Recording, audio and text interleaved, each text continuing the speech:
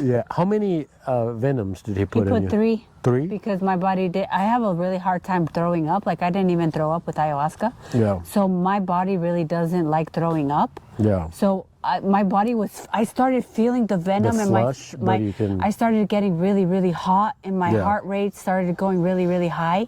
But my body was just not going through the expel stuff. So he told me to force myself to throw up. Yeah. So I had to stick my fingers inside of my throat to make myself throw up. Oh, mine, I did. Yeah, and so but even like I did it once, I'm like, okay, I'm gonna throw up. I did it once and only a little bit came out. I'm like, oh my gosh. Yeah.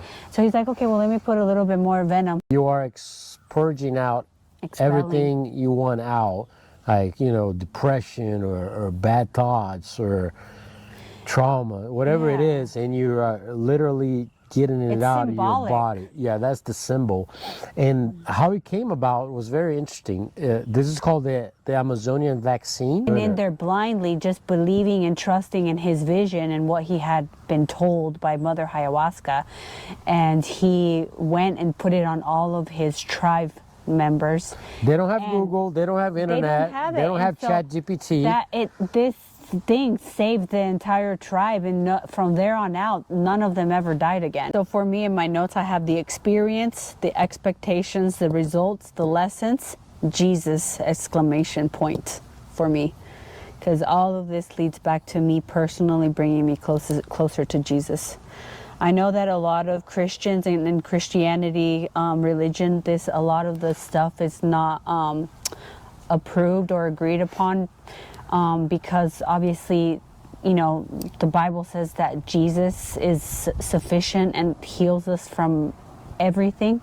But I feel personally, with my experience and with the experiences that I've heard with veterans and people who have had deep trauma, like, this is a natural thing. Like, this is like a natural substance that came from the earth. And it could be used as a tool if you don't abuse it, and if you use it as a good way to heal.